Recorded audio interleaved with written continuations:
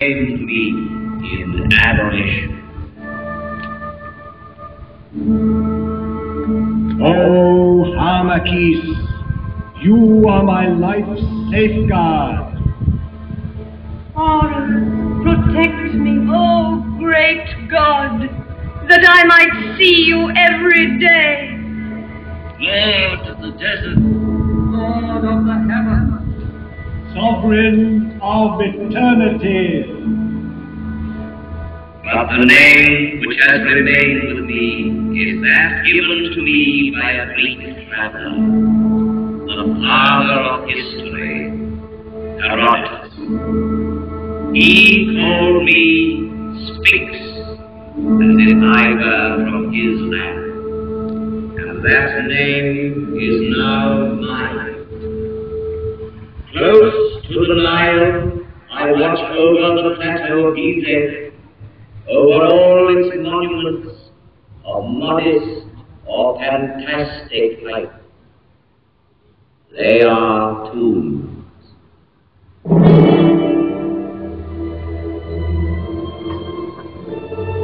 Civilizations are like islands on the ocean of barbarism.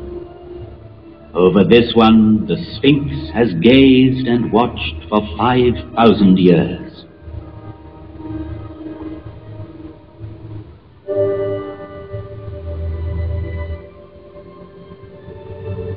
At the foot of such mountains of stone, everything becomes minute and insignificant. Man is an insect. Yet, it was men who built these massive monuments. And the names of pharaohs whose tombs they are have crossed the ages. Their glory has defeated time.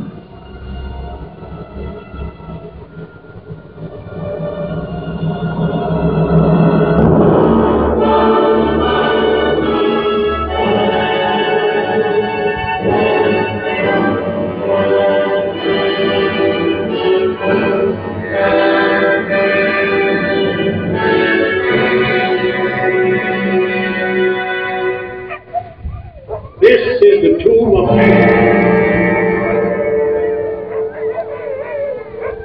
Pharaoh of the 4th dynasty, 4,500 years ago. Here is the great pyramid which he built to defend himself against death. 455 feet high. He achieved the building of the highest monument then known to man. The area it covers is vast enough to hold St. Peter's Cathedral in Rome, the cathedrals of Florence and Milan, Westminster Abbey and St. Paul. 3 million blocks of stone, some of them weighing 30 tons, were assembled by Cheops' faithful workmen to achieve this fabulous construction. At the center of it, the pharaoh planned his inner chamber, where his mummy was to lie in splendor for eternity. At the foot of this pyramid, in the rock, a temple was built, and there were kept the barges of Cheops, the barges of night. In these large wooden vessels, the dead pharaoh could continue his voyage in darkness towards eternity. But all that remains of him is a small ivory figure, showing a noble face, the nose aquiline, the jaw determined, and the hieroglyphs representing the name he gave to his pyramid. Cheops dominates the horizon. The Pyramid of Khephren. It too bears an inscription, "Khephren is great." Yet, out of respect for his father Cheops, Khephren built his pyramid on a slightly smaller scale. Each side of the base measuring 710 feet, the angle being 52 degrees, it reaches a height of 445 feet. The brilliant covering of polished limestone on the apex originally extended over all 4 sides, adding to the magnificence of the pyramid.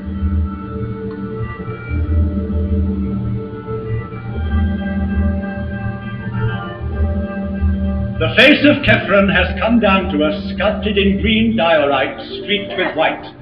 A rare stone he brought back from an expedition. Here he is, close to us, in the guise of the Sphinx, carved in rock near his tomb.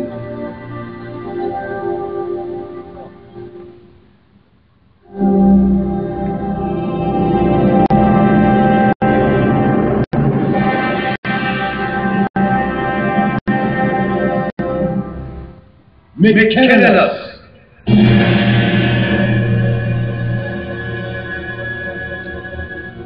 A third monumental tomb was soon to complete this immense funeral site of Giza and make it one of the wonders of the world. Though smaller, the pyramid of Mykenus is perhaps the most impressive for being the culminating point of a vast design. Having built it, the workmen climbed down from its granite planks and laying down their tools, looked up with wonderment.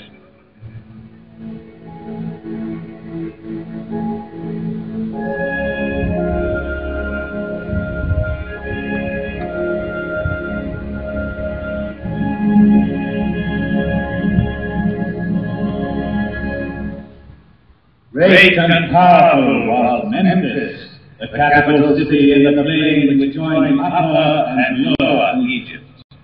Great and powerful were the pharaohs, who on this side of the Nile built for eternity.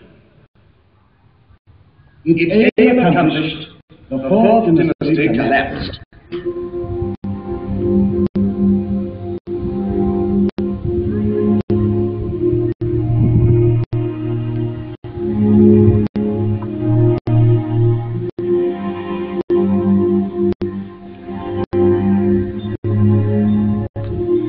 But the pyramids still stand.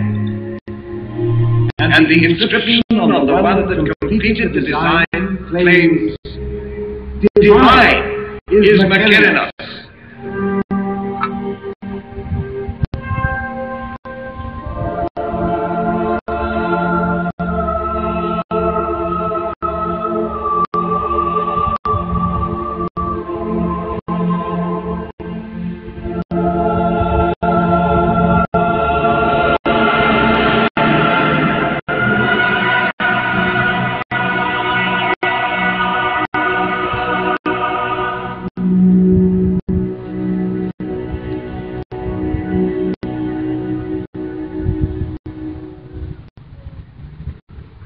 Here three pharaohs reign: Cheops, Kefren, and Mykenus. Sarcophagi may be empty, wrappings unwound, yet Cheops, Kefren, and Mykenus still reign, bearing the double crown of Upper and Lower Egypt. They reign over their court, buried round them, over these small pyramids where their queens lie, over the tombs of their ministers, over the whole hierarchy, sleeping forever. Chamberlains, high priests, buffoons, architects, courtesans, each in his proper place in these funerary chambers which are called mastabas. For this is a royal palace of the dead, with triumphal perspectives, pavilions, corridors, secret rooms, strong walls. It was a city of another world, approachable by the people only as near as the outer temples where their devotion led them. Coming from the Nile, one ascended by a monumental causeway built on the same colossal scale to the high temple where only the priests lived among the secrets of the mummies. They alone knew for what journey the great barges were being prepared at the foot of the tombs. A journey with the sun. A journey which had lasted 4,500 years.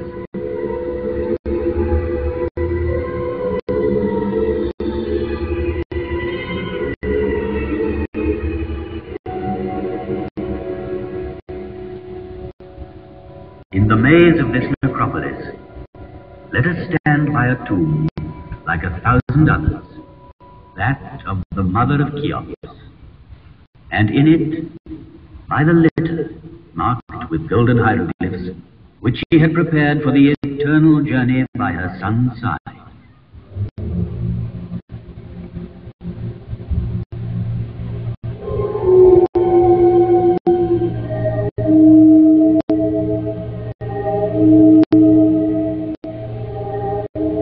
Neither wind, nor sand, nor centuries could ever entirely silence the voice of the desert.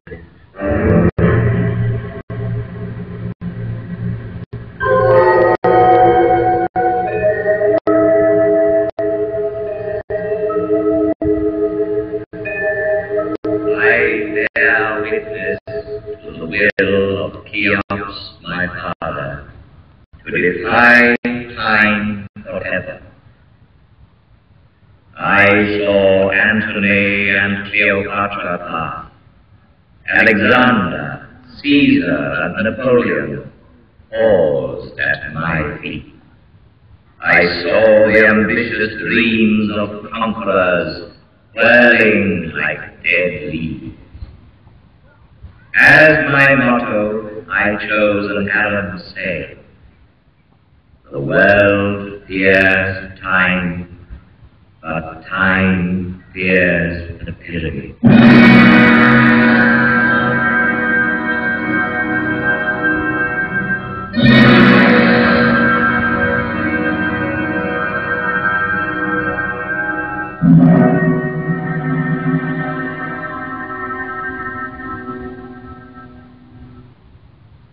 Of all ancient monuments, it is the pyramids which have always appealed most vividly to man's imagination. Considered from its top downwards, a pyramid is like the sun's rays bursting through a gap in the clouds. It commemorates the greatest victory of all, victory over death. It is the most perfect mansion, the strongest tent, whose great stone sides are both roof and wall, and so carefully sealed that the dream entrusted to it can live to the end of the world. The dream of immortality. To achieve this, embalmers prepared the body for 2 months, emptying it of all but its heart and kidneys.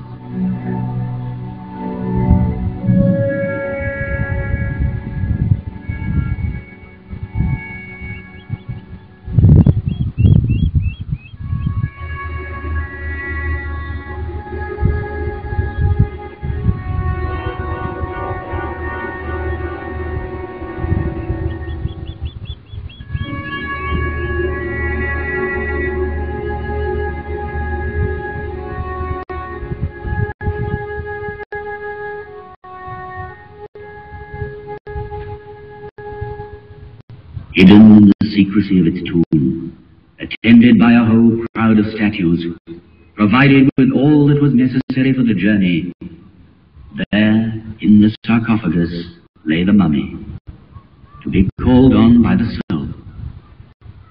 For alone and without the body, the soul could not go into the night. And from the depths of this tomb still rises the scent of herbs, cedar oil, resin and myrrh.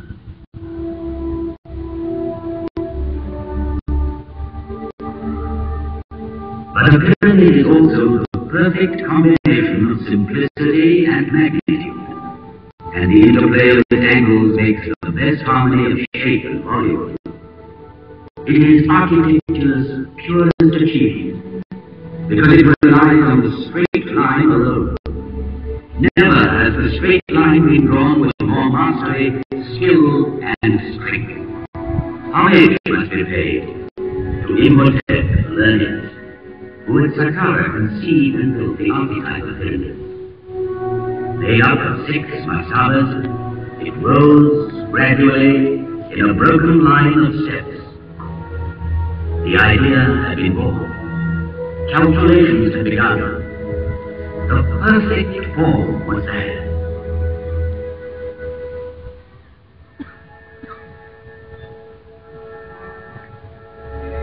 Among all the objects laid by a dead man's side in his tomb, a scribe's palette is undoubtedly the most precious.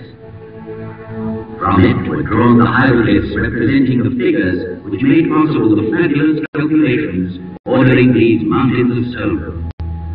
A lotus flower for 1,000, a finger worth 10 gold, a tadpole for 100,000, and the scribe's 2 hands joined in prayer for 1,000,000.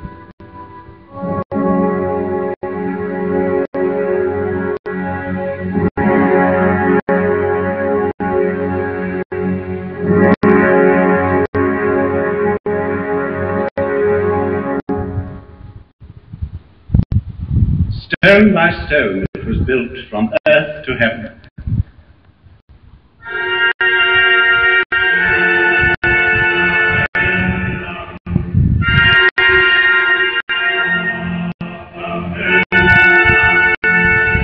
It was built in a pharaoh's lifetime by 100,000 workmen, united in a mighty surge of faith. Each stone averaged 2.5 tons in weight. 3 million blocks were hoisted up and laid one upon the other. The finest ones of pure granite were dug up in the quarries of Aswan, whence they came by boat, carried by the flooding of the Nile. The movement of these great waters drove the farmers from their inundated fields to the plateau of Giza, where they joined the army of laborers and built. These stones were hauled singly on earth mounds, banked higher and higher as the edifice grew.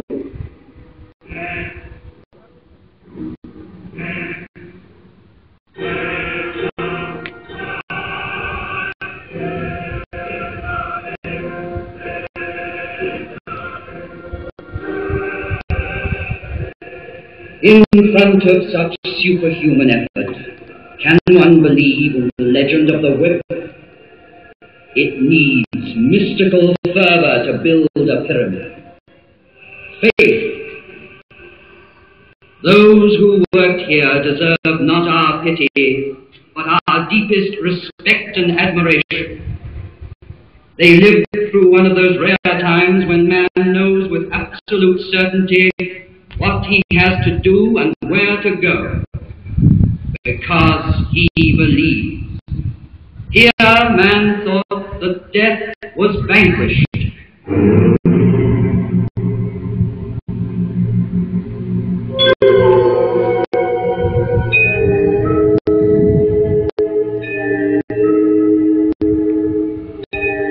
There at my feet, on this vast site, with mankind still in its infancy, walked and worked surveyors, geometers, astronomers to whom no star was unknown, engineers, architects, a whole people, while the rest of the world hunted wild beasts and sheltered in caves. O noble Nile, I salute you, for your waters flow majestically and fostered this sacred enterprise. One day the desert sands invaded the fields, marshes dried up on the river's banks, and so to save his life, man invented civilization. He had to contend with floods, he designed dams and culverts. He came to love the earth and wanted for his grave.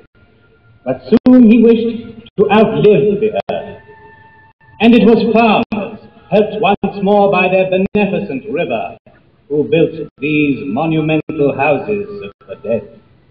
And I, Catherine's faithful companion, saw the progress of dynasties and grave priests, and the light steps of noble ladies whose diaphanous veils seemed to clothe them, yet not to touch them.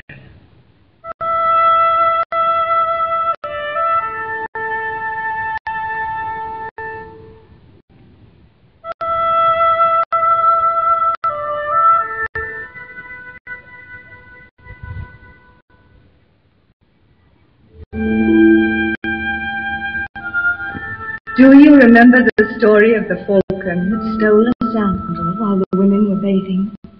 He snatched it in his beak and by chance dropped it near a pharaoh who was giving audience in his garden. So slender was the sandal, so small its size, that the pharaoh wished to see the owner. And he married her. And do you remember how a nobleman at the court of Cheops lured his wife's lover into a deep lake by means of a wax figure, and there had him turned into a crocodile by a magician? Wishing to impress the pharaoh with his magical powers, he willingly revealed what he had done, but carelessly too, for Cheops punished the guilty and the boaster equally. On his orders, the courtier was thrown to the crocodile, which devoured him, and the unfaithful woman was chastised. Do you remember, too, a young pharaoh, Amenhotep II? Never had there been an athlete so strong, so handsome, so fine. His shoulders were broad, his waist slender, his thighs were of bronze, and he could tame at will the wildest horse. His exploits are engraved on a stone which he laid before you. Then time in passing left him behind like an old monument. Sand was beginning to choke. Kept by war in Mesopotamia, Amenhotep II was far away from his land. Then one day, while hunting the lion, a prince stopped to rest in your shadow. He fell asleep. You gave him a dream and spoke to him.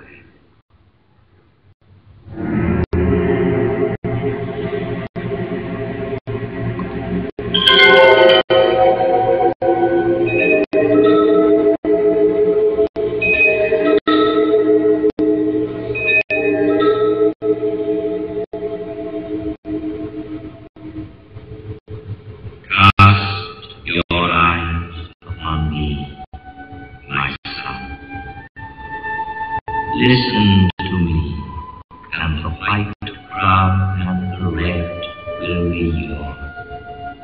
The crown of Upper and of your Egypt.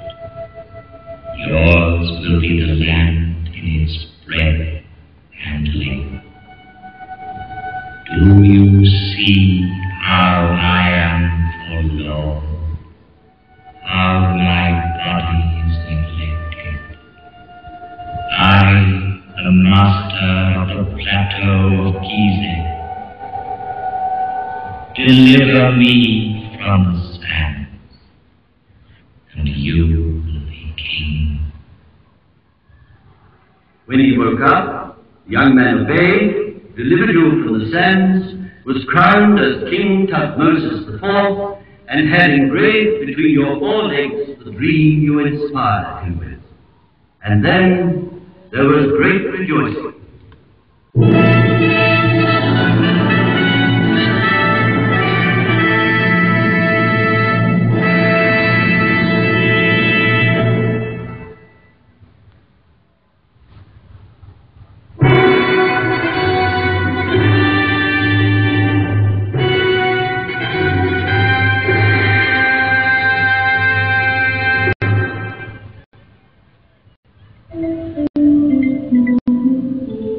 Coronation ceremonies have begun. Crowds have gathered on the bank of the Nile to watch the ritual tests of strength.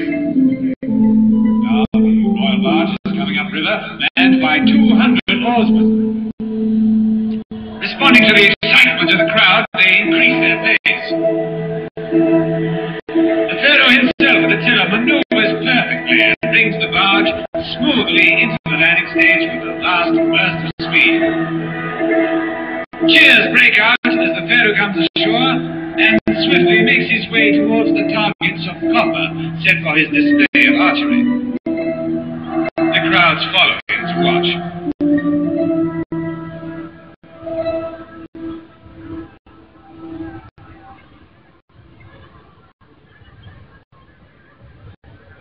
Here, while he waits for his bows to be brought, his eye is caught by the bucking of a half-tamed horse, and he harnesses it to his chariot.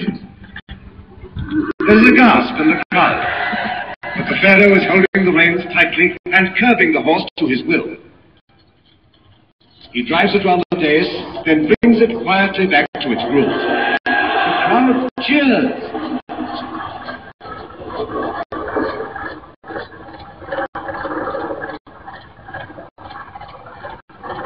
Now the pharaoh has chosen his bow. He has tried more than 50 others before selecting this one. Mounts his chariot and rides off towards the first target.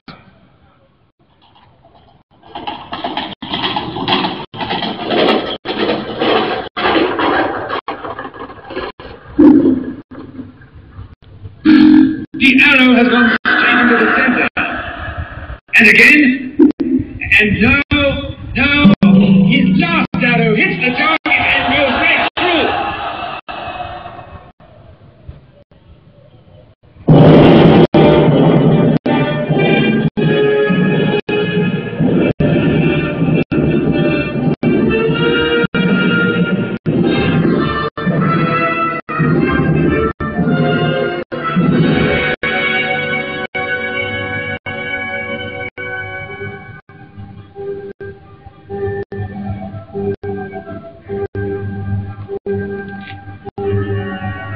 This is his triumph. Standing up in his chariot, the pharaoh makes for the dais where his throne awaits him. The court, the priests, the people present him with praise, incense, and offerings. He receives the double crown and, mounting his triumphal chariot, goes to worship in the temples of Harmachis, Cheops, and Khephren. Long live the pharaoh!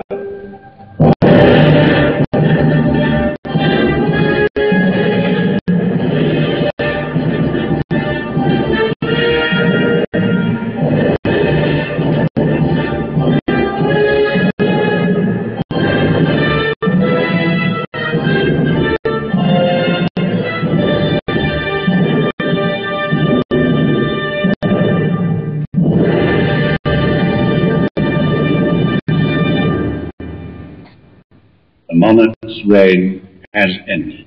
The pharaoh is dead. And now from the valley rises the sad lament of his funeral.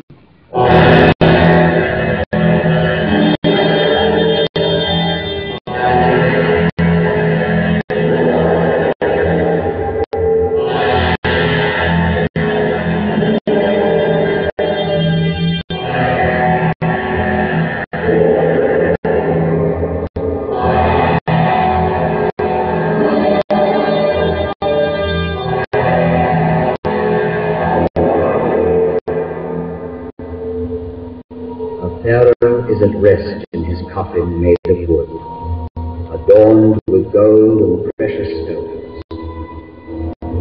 The ceremony at the lower temple is over, and ascending the causeway, a funeral procession nears the tomb, escorted by princes, high state officials, and priests.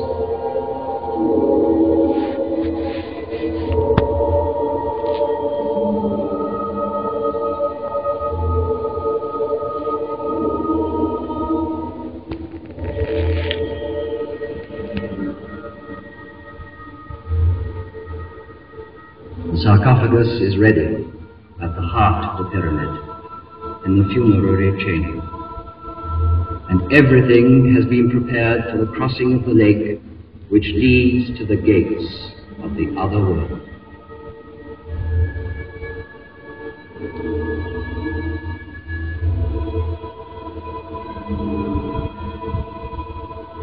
The last slab of stone is going to be sealed with such cunning that it will never be known which part of the wall was the door.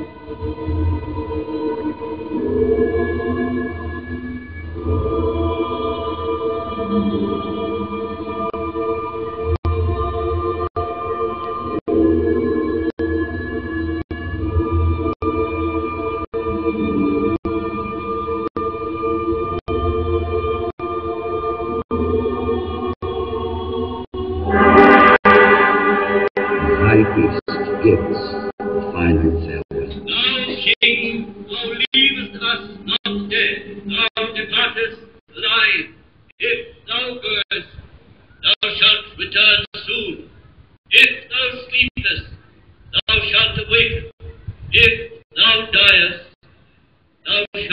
walk again. Thou who hast risen to the undying stars, thou shalt never disappear.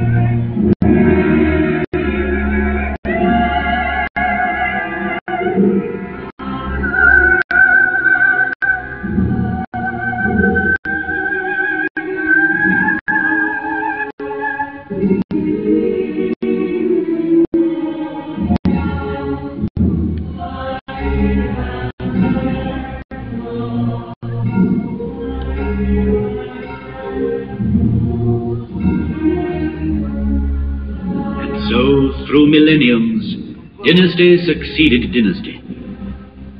But among all the monarchs of ancient Egypt, none is more appealing than this young pharaoh, poet and a mystic, who followed Amenhotep III. Civilization in its splendor had spread southward step by step, making the valley of the Nile like a triumphal way, bordered by the papyri of learning, furrows of prosperity, terraces of peaceful living and deep meditating tombs. The flame of knowledge had passed from Memphis to Thebes.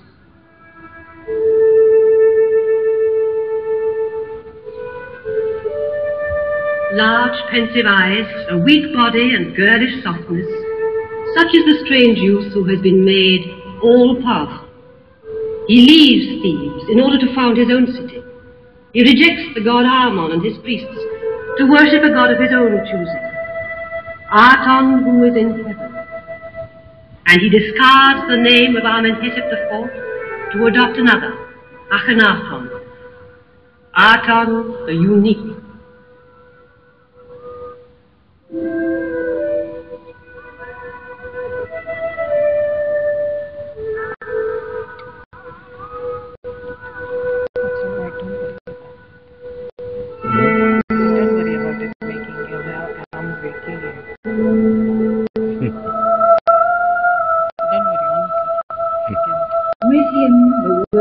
Surrounding the royal wives fall. The veils are drawn back, and in centuries to come, people will see and love the graceful figure of Nefertiti. She was by his side in his struggle to establish the new faith. Of this faith, she was like a reflection. Her radiance inspired sculptors.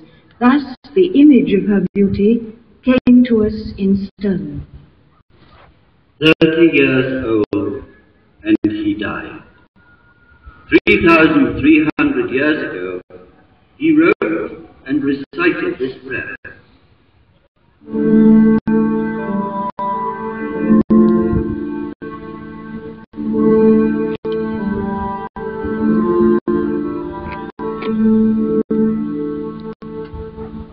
Your dawn, O living Aton, takes my breath. You possess my heart. You are the maker and giver of all things, and men live by your grace. Aton, living and life-giving forever and ever.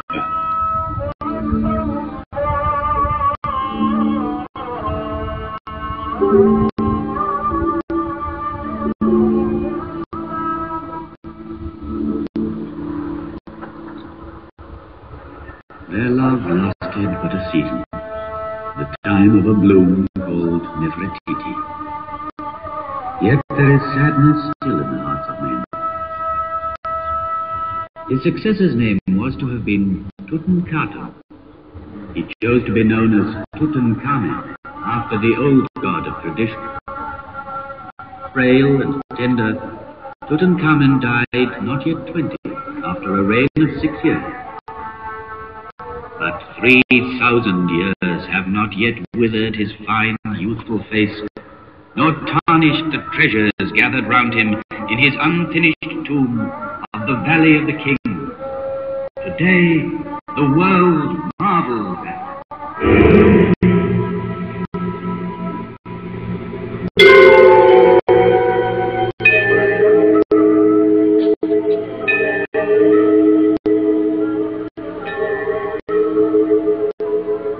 I, who know the untouchable stars, know too that the Nile which made Egypt cannot unmake Egypt. I saw conquerors reflect before me and bow their heads. I saw Alexander the Great, handsome as a barbarian, thoughtful as a prophet. Here, somewhere in this earth, he rests, awaiting resurrection. I saw Caesar one evening. He feared the sun. Our last queen, Cleopatra, bore him a child, but Caesarion was not a true hero and died before ascending the throne. I saw Napoleon with his burning eye.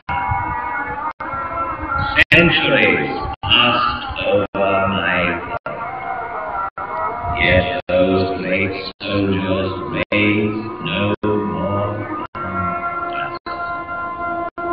I have known years of despair. An irascible emir of the Middle Ages disliked my smile, thought it pagan and ironical, and so had me disfigured by his artillery. Then children found me ugly. No longer did anyone come and pray or listen to me. The keys of old Egypt were lost.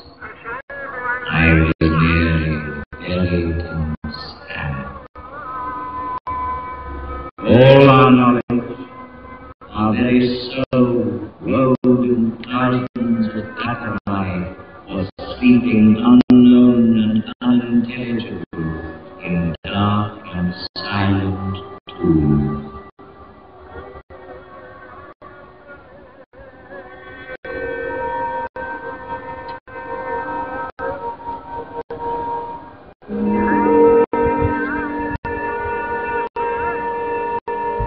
Yet the miracle did happen. It was in 1799, near Rosetta. One of Napoleon's officers discovered a stone, a monolith, bearing an edict issued by Ptolemy. The inscription was in Greek characters and hieroglyphs. This was the cornerstone of Egyptology. True, it still remained to interpret its message. First came an Englishman, then a Frenchman, Champollion, the true father of Egyptian philosophy. He was so inspired as to decipher the lost tongue of ancient Egypt from a few mysterious hieroglyphs. Then it was like a resurrection.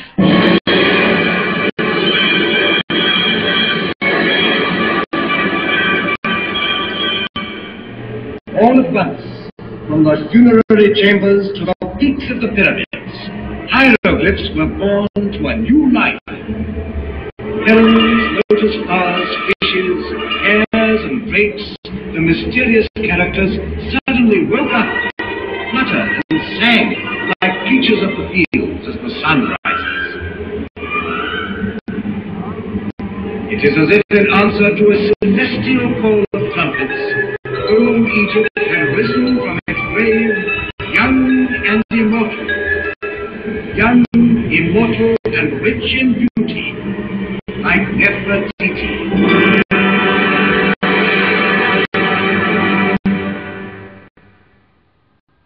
Unearthed from their deep silence, the papyri rustled with 100 voices. They had bloomed on the bank of the Nile. They had crossed through time. And then, 5,000 years later, they unfolded the dramatic story of a civilization. From their leaves even rises the voice of the first schoolboys who struggled to write. They were weary and feared the game. Master, because you beat me, I have learnt my lesson. Child, no matter how great and deep our knowledge, offer your constant thanks to God. He will grant you His grace always. And learned men from the whole world in quest of this civilization stronger than sand and death were enthralled when, in maxims and proverbs, they found the wisdom as ancient as the pyramids, as eternally young. In the depths of the tombs they heard voices rising again after thousands of years. The plans of men never wholly succeed, but only what God has ordained. If you want to keep the friendship of people you visit as master, brother, or friend, beware of women. The room where they sit is full of ill feelings. Do not answer good by evil. Justice comes before strength. And historians were deeply moved, because so many centuries later they were reading, yes, love letters.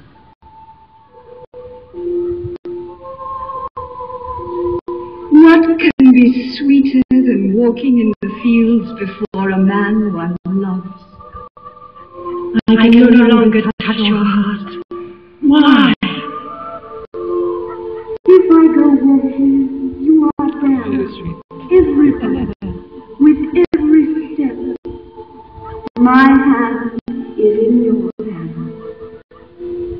Listening to your voice travels my mind. My whole life hangs on your lips. For me, seeing you is better than eating or drinking.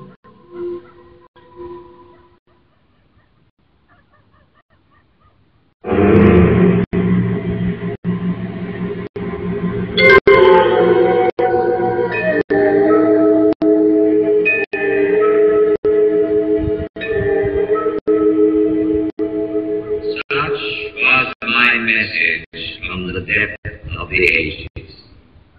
Girls' voices, the voice of wise men, of children, the voices of ancient Egypt. And if those voices sounded familiar to you, it is because their first echo had already reached you through Greece and Rome, Christianity and Islam.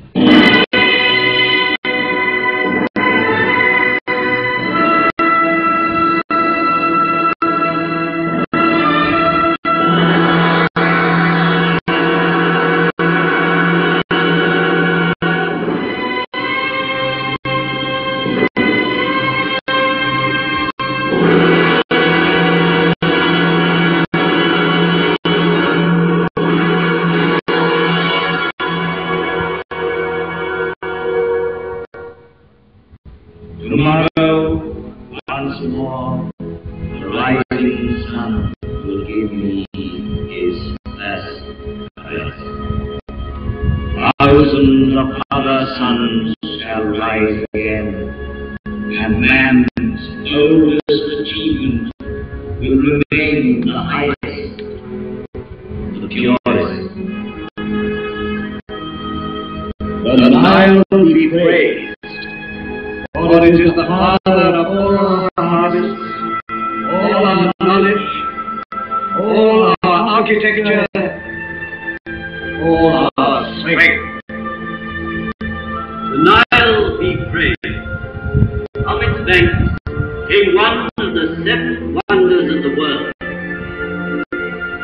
The Nile be praised, for it bears tomorrow's prosperity and happiness. The Nile, river of hope, from its one to the delta. The Nile, which is not a grave, But a cradle.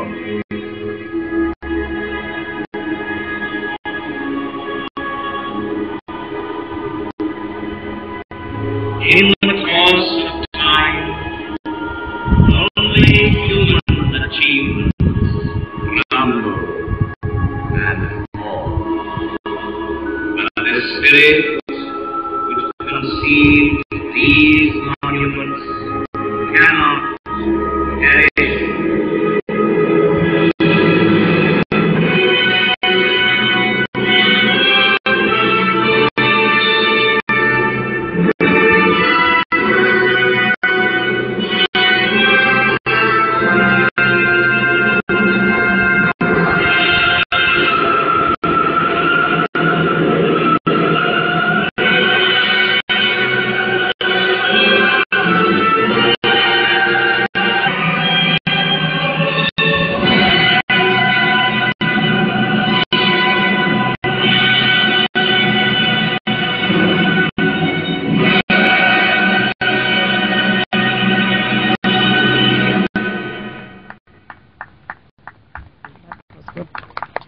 Yes.